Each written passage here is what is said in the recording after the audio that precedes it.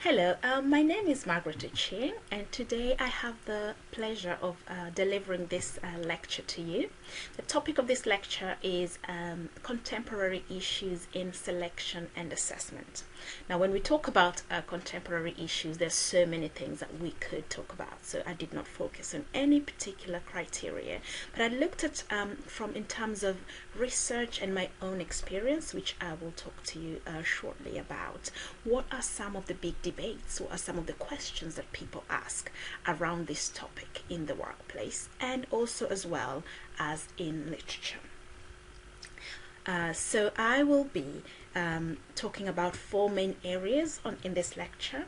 I want us to look at psychologically sound assessment and selection. So this is important for evidence-based practitioners, whether you are HR or L&D or a business psychologist. What would constitute a scientifically driven assessment and selection process? What considerations might you want to make? We are going to look at some debates on tools, for example, psychometrics and interviews, which are still widely used, but which attract some really strong views. We are going to look at debates around technology in assessment, as well as if there were such a thing as a person-centric approach to assessment and selection, what considerations would we make? But first of all, let me introduce myself. So my name is Margaret Ching.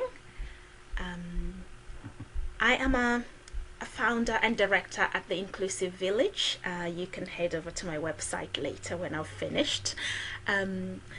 This is a consulting business that focuses on diversity and inclusion. My consulting business is focusing on how we can make people in the workplace more connected, using the theories of belonging and identity to harness voices in the workplace, to make people appreciate each other's identities but not be trapped by them in a way that they cannot then move across and make the connections that we know are useful for success and progress in the workplace. So that's the main focus. I have spent the last few years splitting my time between this business and an employment role as a management consultant at Delta Alpha Psi.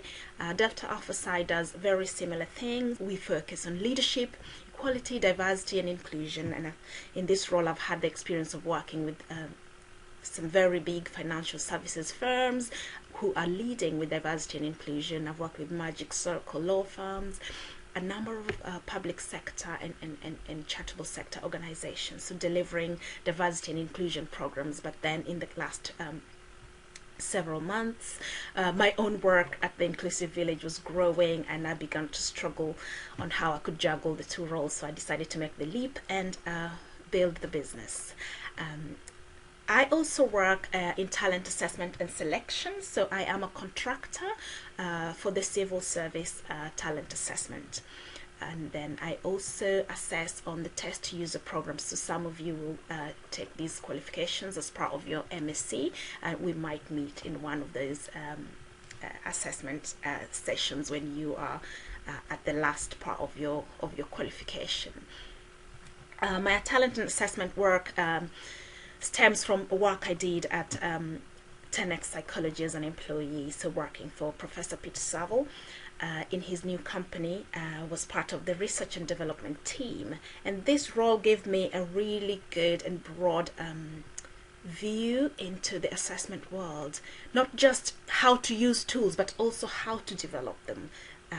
How do you develop psychometric tools? How do you write ability test materials and personality test materials? What constitutes a good assessment and what constitutes a bad assessment? How can technology help us make these assessments faster, more efficient, more cost effective, and more accurate? So that is a part of the reason why I am delivering this lecture. I also have done some work in research. In 2019, I co-authored a piece of report for the General Medical Council. Now, the GMC have done a lot of work in the past years to try and build equality and diversity into their processes, but they still found that non-white doctors are still very overrepresented in their disciplinary processes. and they've audited their processes, and they seem to not find any form of bias or what could be explaining this disproportionality. So they commissioned this piece of research to try and explain why non-white doctors are more likely to end up in the fitness to practice process, and if they do that, they're more likely then to be sanctioned at the end. And they found out that in the normal processes, so if a doctor, for example, poked somebody with his scalpel or a needle, if a non-white doctor did that, then they're more likely to end up in a formal process, which is difficult to stop, so they will probably go all the way. If the same thing happened for a white doctor, he might end up in the medical director's office for an informal chat to explain it was just an accident, and that issue can be squared out. So it's not that non-white doctors are making more mistakes, it's just they are being reported more, or they are more likely to end up in the official process because they lack those connections that could help you iron things out before they get out of hand. So you can read that report online. I also carried out, as part of my MSc at Kingston University, a piece of research I call the Black Vanguard, that went on to be runners-up at the Indigo Gold Research Excellence Awards last year. And this piece, actually it was early this year, this piece of research looked at the experiences of the most senior black people in organizations. And I wanted to see, if you worked really hard and you're exceptional as a leader, and you end up at the top of your organization and you're the only black person there, what experiences would you have? It was interesting to find that these very senior, very driven, very exceptional individuals on a day-to-day basis feel like they are in this very high scrutiny environment that are driven by, the scrutiny is driven by the biases and assumptions that people make about them just based on their skin color. So I'm currently working on a manuscript so I can publish this piece of work. And more recently, Birkbeck have offered me a PhD place to study flourishing experiences, again, of non-white employees in UK organizations. And for this work, I am hoping to apply an indigenous approach.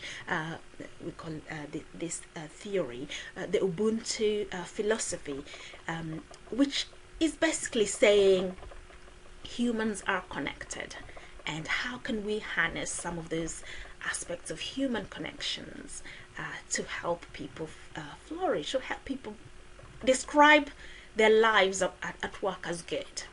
And so it will be interesting over the next few years to see how this piece of research pans out.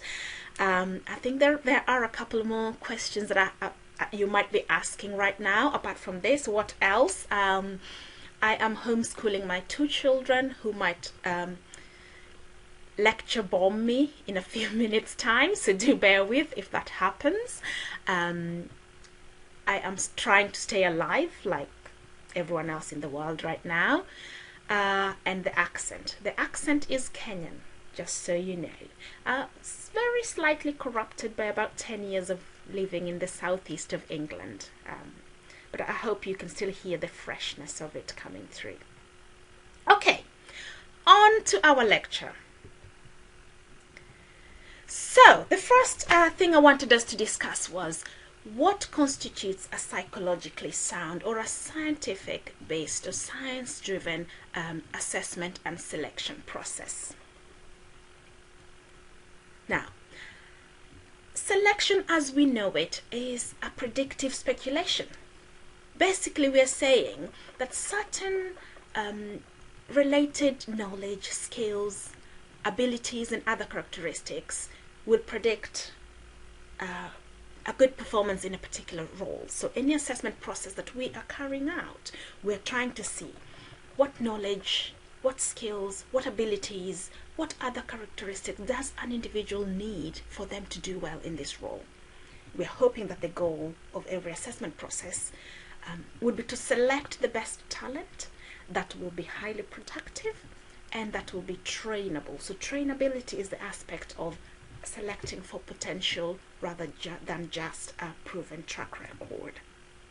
So if you keep that in mind, what the goal of selection and assessment is in our talent management processes, you will see how then what constitutes, for if this is driven by science, what are some of the things that we are looking at.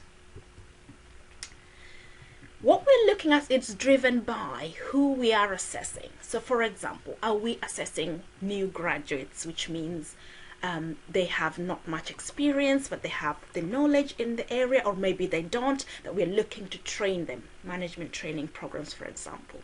We are also probably recruiting high volume. So if it's a graduate program, for example, we will be dealing with up to 5,000 applicants for maybe 100 spaces if you're talking big organizations. Or maybe it's the exact opposite, that we're dealing with experienced hires and so therefore lower numbers. So who we are assessing determines the tools that we use and the choices that we make in the process of selection and assessment. And then there is, what exactly are we assessing? So here we do what you must have covered already, a job analysis to establish what the requirements of the job are. What is the criteria which we are looking for? This is what you're likely to advertise to your candidates. So what knowledge, what skills, what abilities, what other characteristics are we looking for in the individual that we are seeking to hire?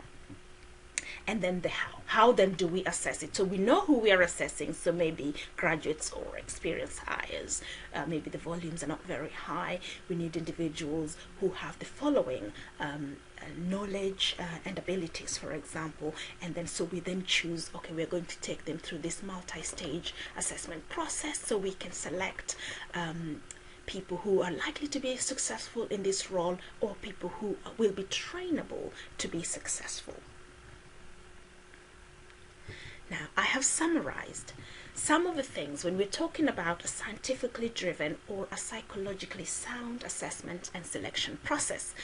The first thing I want us to talk about is structure. One of the things you're looking for is structure. Does it have structure? So we have said we could have multiple selection tools, multiple stages. How we structure these, how we sequence our selection process will determine whether that process is fair, whether that process will give us the kind of candidates that we are hoping are going to be productive and trainable for the purposes for which we need them.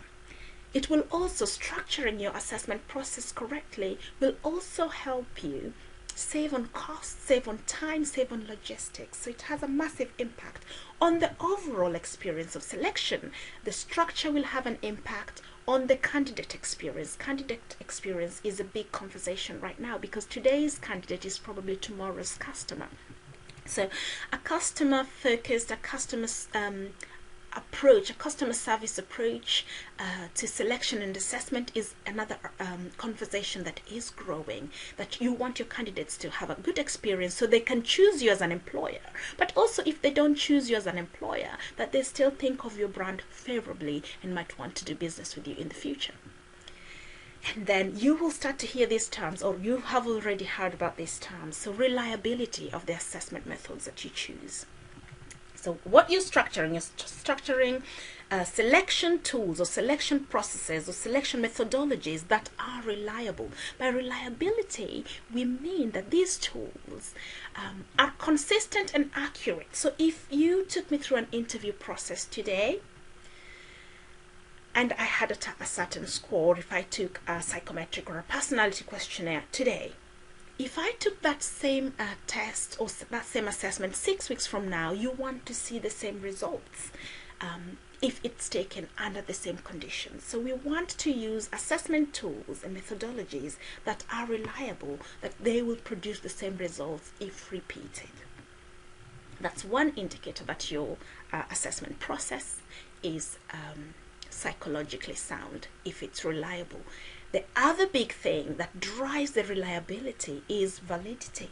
Validity is simply described as, does your assessment tool or does your assessment process measure what it claims to measure? And what it claims to measure, does that then predict job performance? So that is the validity piece.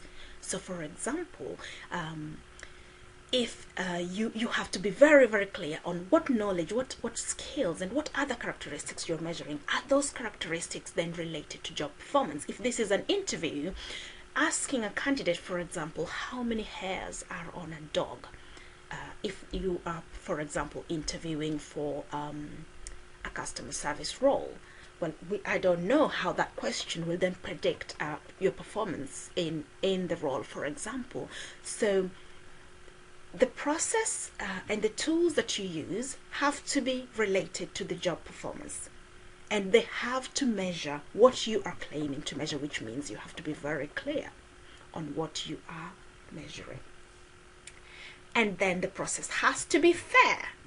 So this brings us to something about subgroup differences. One of the major criticisms of assessment and selection processes is that they produce very disparate results for different types of candidates with different protected characteristics. So we cannot be using assessments that discriminate. We should be discriminating in terms of good and bad candidates, but we shouldn't be discriminating based on protected or individual characteristics, for example, such as race, gender, neurodiversity, disability, and any of those things. So fairness, and this is going to be discussed over and over throughout this lecture. So we want to use tools that have minimal subgroup differences. And so if we're using multiple constructs, so let's say we're using situational judgment tests and psychometrics and then interviews, for example, using multiple tools can sometimes help you because no single tool has all the advantages. Each assessment tool that you are going to pick will have major advantages and some really glaring disadvantages. Now, using multiple tools can help you. Where one tool fails, you can then pick up on the weaknesses of that tool with another tool, building on what we call incremental validity. So using multiple tools that offset the weaknesses of each other can help address the unfair angle of assessment and selection, and also impacts overall cost and time and logistics and chances that you will select the wrong candidate. Selecting a wrong candidate comes with a massive cost. And then practicality. Have you got the resources? Have you got the time? Is this practical for what you are trying to actually do? And does it have value? Is it a good return on value, for example? So if you are hiring for clerical roles, for example, are you going to use situational judgment tests, or are you going to use assessment centers with highly paid assessors just to recruit for, say, security guards or customer service? So it's thinking about the cost of the tool that you're using and comparing that with the salary that you will be paying the individual to determine return on value or return on investments. So that's briefly when we're talking about psychologically sound assessment process. These are some of the things that you would think about. You could use multiple tools, I've said. Make sure they're structured, make sure they're reliable, make sure they're valid, make sure you thought about how fair they are and how they're discriminating within subgroups based on individual characteristics, and make sure that it's practical and it's of value to your organization. Now, this brings us to the next debate. So we're going to talk about methods, and I've chosen to speak about psychometrics and interviews. So let's look at psychometrics, for example. You may have come across this. This is a very common table. You'll find many versions of it. I got this one somewhere on Saville and Hopton, but this table is derived from a piece of research by Schmidt and Hunter, which most people talk about, and it summarizes what this study found to be the average or the range of how different tools predict job performance, for example. So validity, to what extent they measure what they claim to measure, and to what extent what they measure is predictive of overall job performance. So as you can see to this side, we have graphology, so handwriting. Can we ask people to write a piece of work and then decide if they're going to be doing well in a job? Unless that job is a handwriting job, you're very unlikely to be predicting performance. So looking at that, looking at years of education, often doesn't predict how well individuals then go to do in a job. But you have to look at this and look at the most recommended here, cognitive ability tests. And this is a very polarizing issue, because some people love these tests and some people absolutely hate these tests. And I will leave it to you to decide. I'm not here to argue for or against it, but I will give you some facts and my own personal opinion and my own experience, and you can add that to your own and decide whether we should be using cognitive ability tests or not. So as you can see, according to this, and this is done by Saville Assessments, so they are test sellers, so of course they want you to think that these are the most predictive tools that we have to predict performance. As to whether that is true or not, I think you will have to decide for yourself.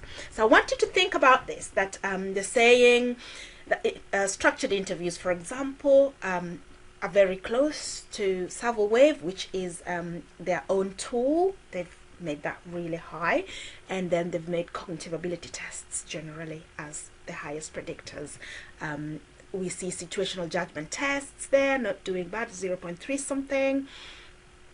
We see assessment centers, and I've seen other studies that put assessment centers much higher at 0.4 and above, so almost closer to cognitive ability tests. So you can do a search on the most recent studies and how the validity, the comparative validity of various tools. Now I want you to keep that in mind. But let's look at psychometrics, ability tests, because I understand somebody else will be talking to you about personality tests. So let's talk a bit about ability tests. Now, why are they used? Those who love them, why do people love them? These tests are seen as, if you go by the table that we've just seen, they're seen as highly predictive of job performance. They have very high face validity, so when you give them to candidates really do feel like you have assessed them properly. So high face validity, candidates are likely to feel well assessed and fairly assessed. They're standardized, so groups are compared to people who are quite similar to them. So for example, if you are assessing graduates, you're not just assessing graduates in comparison to everybody else. You'll have a graduate norm group. So say people who have left university, when they take these tests, the average is 50, but this candidate is scoring, say, on the 70th percentile. So it means that this candidate has performed in this test better than 70% of graduates overall. So they're standardized, comparing people with groups that are similar to them, and that's a really good advantage that people find for using psychometric ability tests. Because of the face validity, most people will use them to prevent litigation, for example. So if someone came back to you and said, I think you did not assess me fairly, you're more likely to pull out test results and say, but you did these tests, the candidates we chose were all on the 70th percentile and above. You scored 69th percentile. This is why we did not choose you. So again, you have some sort of evidence that you can use that is objective to some extent, that can help people not to sue you. They're highly efficient and practical, and even low cost. So if you're looking at grad recruitments of 5,000 grads, how are you going to sift through all those applications to be able to select the best candidates? So again, you can use psychometric tests to sift, to get to lower numbers that you can then take through assessment centers or interviews that are more time consuming and more expensive to run. So highly practical as well, because you can use technology to deploy them. So especially during times like this, you can continue to assess talent online using ability tests. So those are some of the overall advantages that help people to make a choice to use ability tests, for example, and they range from numerical reasoning, verbal reasoning, abstract reasoning, mechanical reasoning. I have seen tests on hand dexterity that people can take. There's all sorts of tests. What are some of the objections for those who do not like these tests? Well, the first one and the main one that people always use is aptitude everything? If you scored very highly on a numerical test, does that really mean that you'll do well in a job? When we know that other things such as one's motivation or grit or trainability, for example, are so important in deciding which candidates are going to do well in the job. So these tests, yes, they will tell us that you're probably very good with math, but they will not tell us how motivated you are or what a good team member you will make, or whether you're trainable and can take feedback and have that online ongoing ability to learn and improve. So is cognitive ability, if this is what these tests are measuring, everything that we need to predict performance? I'll leave that question with you. And then there are people who say you can cheat and guess these tests. You can learn. There are many videos on YouTube on how to pass a psychometric test. So there's issues with cheating and guessing.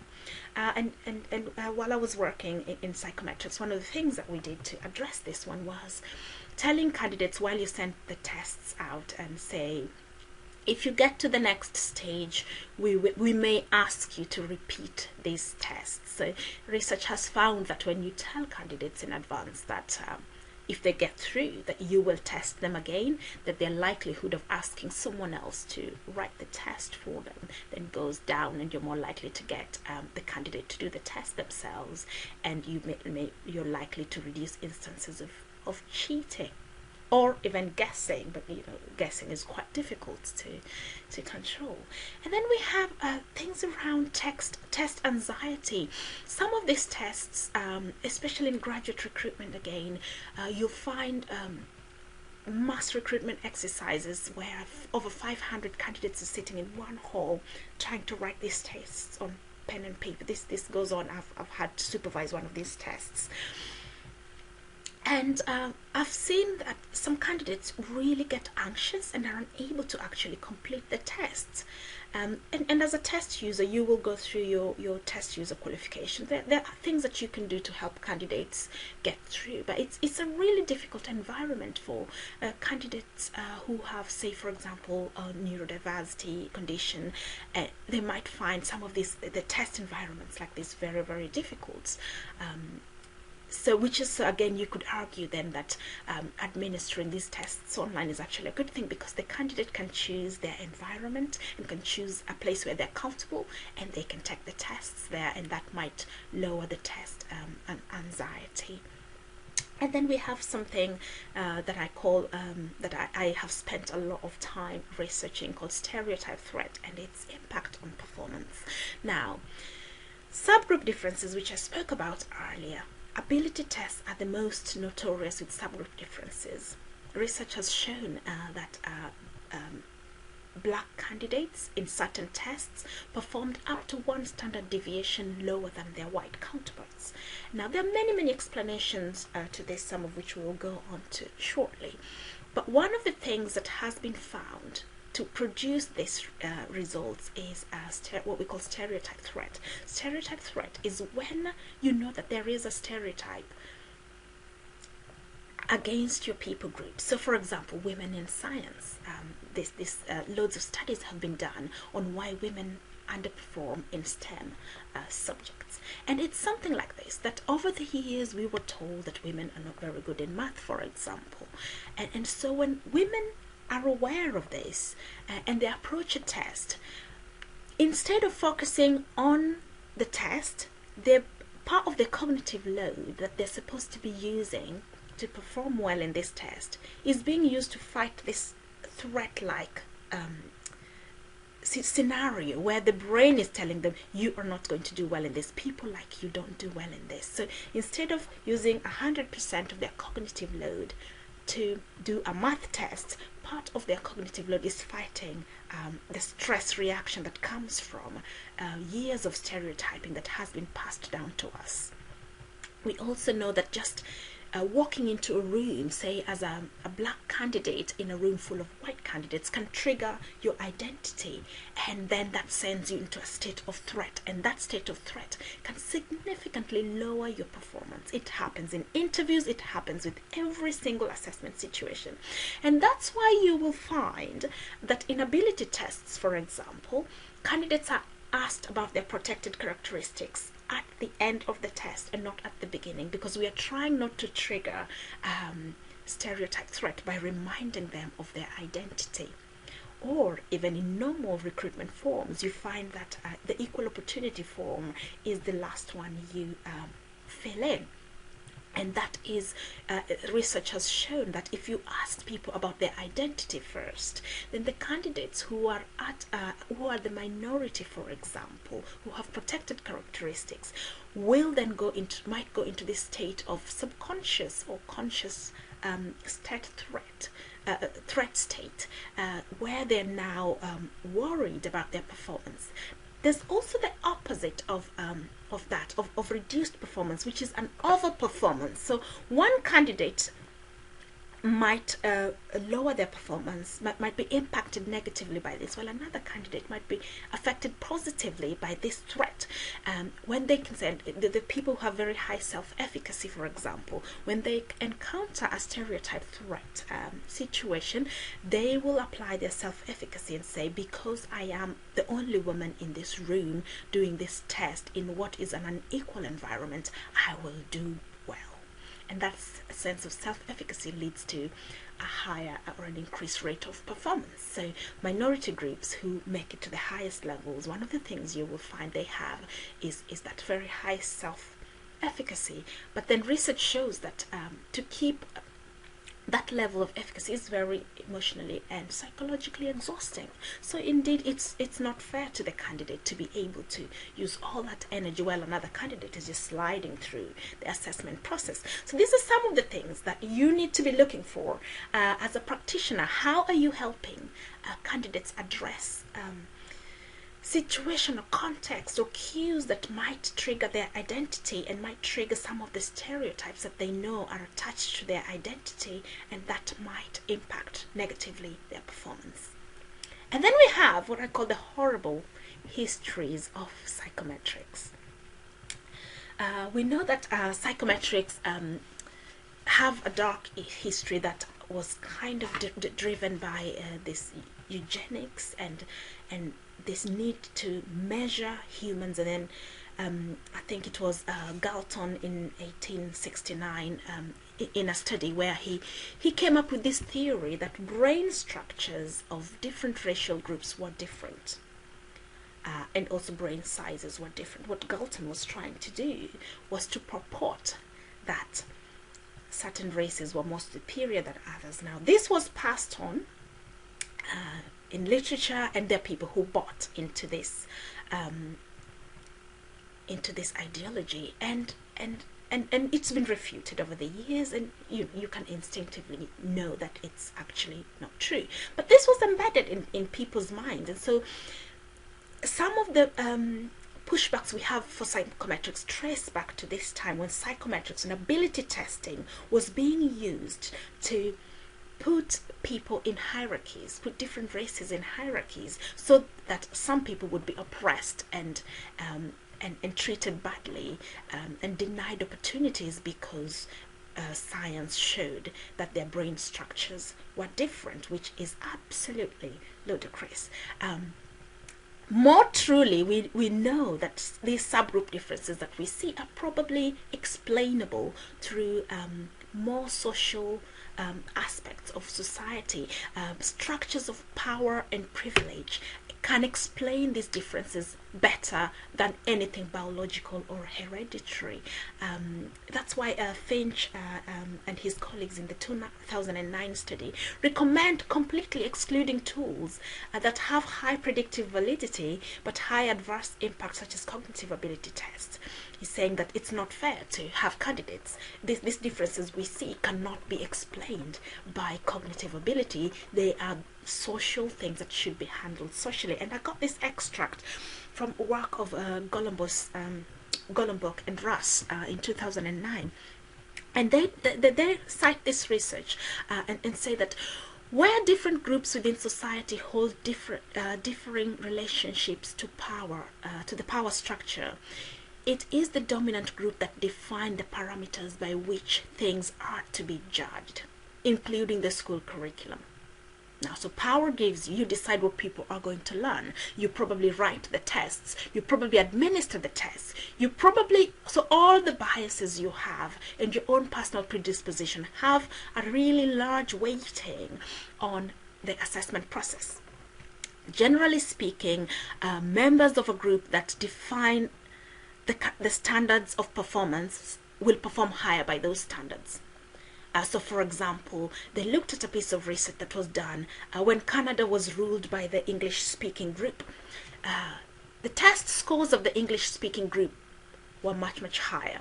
When power was shifted to the French-speaking group, the French-speaking group all of a sudden were outperforming the white-speaking group. Why? Did brain structures and brain sizes and all these things, that these arguments, all of a sudden just shift because of power? No. Whoever dominates the power, whoever dominates the curriculum, whoever dominates the conversations of the day has their narratives and their characteristics and their everything really infiltrating the workplace structures that we use to measure performance or to decide who should or should not be in what places. And these are some of the arguments that we have to be aware of if we are going to design psychologically sound or scientifically driven processes. We need to have the debates, we need to know the debates, and then we need to make informed decisions that can help us address the inequalities that may come about out of our choices. So psychometrics or no psychometrics, should we use them? I think go back to the facts. See the history, see the advantages, look at who, what, and how you want to assess and decide. Now, what about interviews? We know that 70 to 100% of workplaces use interviews across Europe, and I would say across the globe. There's probably not a single one of you listening to this lecture who has never had an interview. If you have never had an interview, send me a message. Interviews are preferred because they're seen as measuring a variety of skills, and I've summarized some of this. So Cook 2016, a really good book for students on this program, does list why interviews are preferred. Halfcut as well in the 2001 study. So in summary, most preferred by managers, interviews can assess a wide range of skills and competencies. You have a chance to probe further if you've had other assessment tools or if something is not clear. Interviews are adaptable in terms of location and style. So right now we can have them online, we can have them via Zoom or Skype. They have incremental validity with other assessment tools. So for example, psychometrics, which is advisable that you should never use that on its own as a tool. You can use it and then use interviews to probe, or use another tool that has less subgroup differences. What are some of the issues we have? Impression management and lying or stretching the truth. So we know that candidates sometimes will present to you who they think you need, not their real selves. And how do you manage that in an interview process, for example? There's still bias and stereotyping. So hello and Horn's effect bias or recency bias. Hello is you remind me of something or someone I like, and therefore I judge you favorably in this interview. Or Horn's effect, which is more that you have triggered a negative thought or something. I am associating you with something that is not positive, and therefore I judge you more negatively. Or recency effect. So the last candidates to be interviewed, you will just remember, and maybe the first one. And everyone that you have interviewed in the middle is just lost in the conversation. And being aware of the different types of biases and how they can play into the interview process is very important in how you design or use interviews. There's a piece of research in 2010 that indicates that we still struggle with Physical attractiveness, we know that candidates who are obese or considered obese are still discriminated against in many roles. We know that there's still a belief in a sex type in terms of roles. These roles, women are more suitable for these roles, or men are more suitable for this kind of roles, and that that can interfere with the candidates that we choose. We also know that structured interviews, for example, are preferable, and as we saw in that earlier table, where we saw that this structured interviews have a very high predictive validity. So in a structured interview, you can choose to use behavioral questions such as, tell me a time when. But if you only use behavioral questions in a structured interview to ask people, tell me a time when you did this and that, what about people who don't have that particular experience but have potential or are highly trainable? So a mix of behavioral questions, tell me when you did this, and situational interviews or interview questions such as, suppose this were to happen, what would you do? Can strengthen the validity of interviews. So whether we use, how structured is a structured interview, using multiple interviewers from diverse backgrounds, for example, to help minority candidates feel that they belong, and training interviewers on unconscious or conscious bias. So many things you can do to make sure that the interview process is selecting the candidates fairly, that it is valid, that if you were to repeat that same interview, if that candidate was to repeat that same interview with a different set of interviewers, for example, that they would get the same score. That's what the validity of interviews is about. Now, that brings us to the next contemporary issue: technology in assessment and selection. And the question here is, does technology help businesses make better people decisions, for example? And here I wanted us to, I want to play for you a video. It's not related to assessment and selection as such, but while you listen to the video, while you listen, it's a poem, while you listen to it, try and think about the assessment and selection processes that we've talked about and other assessment and selection procedures that are in your workplace. And try to think, if I was to use technology, how are we currently using technology, and how could bias and the use of machines and automation that we use be making this an unfair process or a fair process? What is the fairness in how we use technology in assessment and selection? I'll play the video now.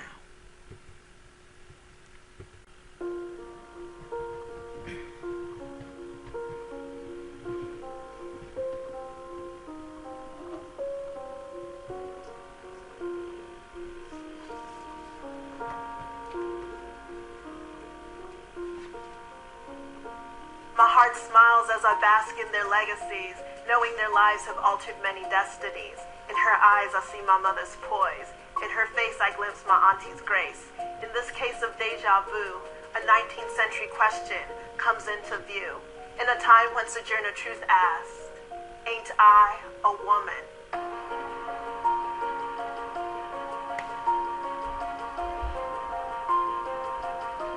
Today we pose this question to new powers, making bets on artificial intelligence, hope towers.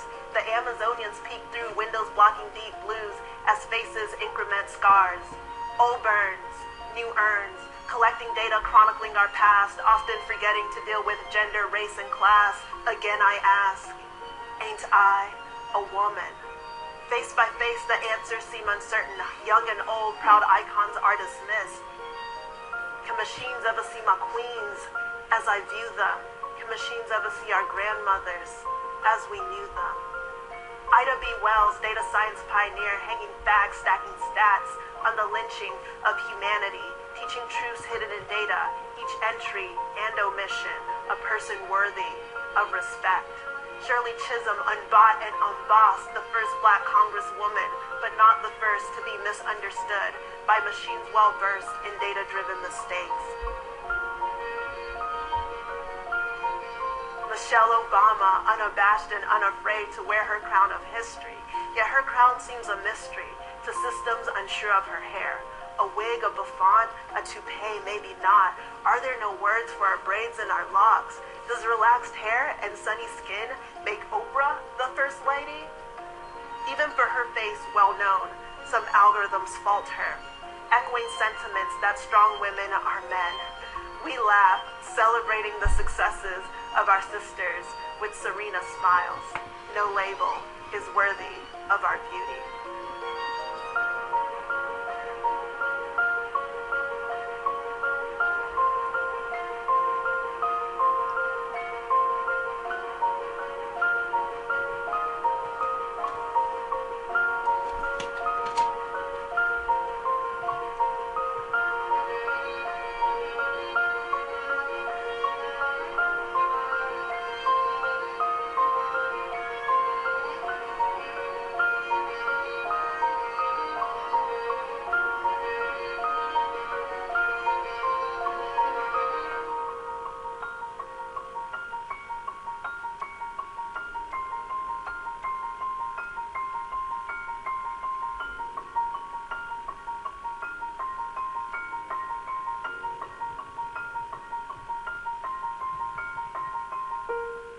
So, if machines can't predict whether these women are women, and we know since these incidences have happened, a lot has been done to try and make machine learning and AI more accurate, but we still have a long way to go. If we can predict that these women are women through machines, can we predict performance? Can we predict that these same women, for example, would be great performance in the jobs that they would do? That is the question. So we use a lot of technology in assessment and selection. For example, applicant tracking systems have revolutionized the rate at which we can process data and put candidates through a seamless, a nearly seamless selection process. It's really helpful in terms of efficiency and productivity, and sometimes even standardization and uniformity of assessment. But we also know that in some of these processes, human bias has been plugged in. So loads of studies that, for example, that have shown that if your name was Mohammed, for example, you put if the same person applied for a job with the name Mohammed and sent also another CV with the name Smith, that applicant tracking systems are more likely to rank the Smith CV more highly than the Mohammed CV. Now, these machines are not biased, but the humans that built them, the humans that inputted the algorithms, have transmitted their bias into the machines. And this is still a massive problem that technology experts are having to contend with in the current assessment and selection space. And this is one of the things that you need to be looking out for. To what are you looking at the data? Who is being selected? Who's coming out on the other side? Have you questioned the fairness or the algorithms that are giving us that output? That might not be your job, but challenging the people who handle data in your organization to review these processes to see if there are other things that have been plugged in that are giving an unfair advantage to other candidates and not others is a really important conversation. So we appreciate the use of technology in this space, improving efficiency, the rate at which you can deliver interviews or interview candidates from across the globe, deploy psychometrics, ability and personality tests, situational judgment tests. We have gamification of assessments, which again is another huge debate as to whether gamified assessments are valid at all, is something else.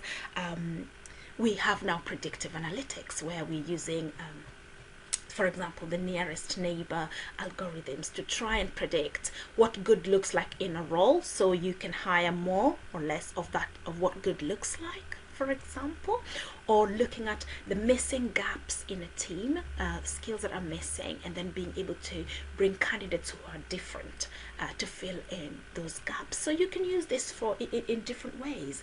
But when we're talking about what good looks like, what characteristics have been captured in that good?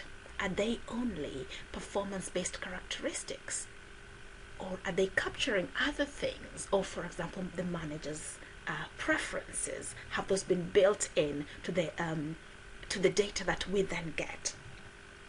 So these are some of the questions that are in this space. AI is here to stay. The use of technology in assessment is here to stay, and therefore all we can do is make sure that we have given ourselves a chance to drive the conversations and to make it as efficient, as cost effective, and as fair as possible. So yeah, as I've said, technology offers us speed, efficiency, and agility to some extent. We also have a good level of standardization when we're using technology in talent assessment and management. But the question of fairness and bias is the ghost that still haunts technology applications in talent assessment processes. And I wanted to, so Joy Bulamwini, who is the one on that video, is her role is she's a computer provocalist. And so one of the things that people are doing to try and address these biases is to call in these provocalists. So provocalists purport to be removing bias from algorithms by inserting other biases. That's literally what they're doing. So are they removing biases, or they're inserting biases that counter and balance the other biases that we have?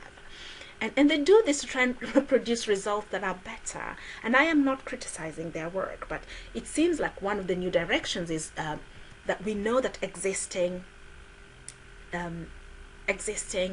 data-driven decisions in organizations are probably biased, so we call them in to try and adjust those biases. Now I'm wondering, and you can read an article on that link there, is that process of adjustment fair, or are we just taking someone else's biases and replacing them with other people's biases?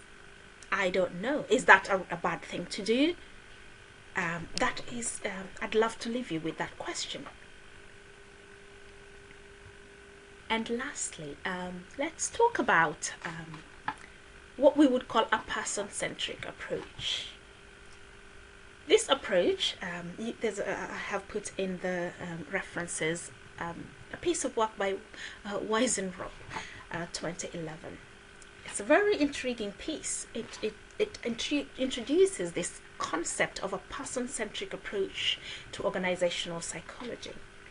They're saying in this piece of research that if we are measuring people's qualities, we're saying knowledge, abilities, other characteristics. So we will put these characteristics and we will measure the individual. This argument says that we are treating individuals as objects, that we look at the organization as a box with dimensions, length, width, and height. And then we take human beings who are really complex and try to put them into this box. So which means they need to have particular dimensions for them to fit in our box that we have created. Now, this approach argues that by doing that we are indeed, are we not just objectifying human beings? Are we dehumanizing people? Are we as human beings just a sum of all our abilities and personality characteristics that are measurable and those things that are so like length and width and height? Or are we other things like our stories, our lived experiences, our ability to laugh and joke and love? Should these things also not be accommodated if we are going to be running a person-centric talent process? Where is the human? Is the human just a sum of all the things that we measure, the ability to do maths or verbal reasoning? Or is a human being much, much more? Is a human being more of a story?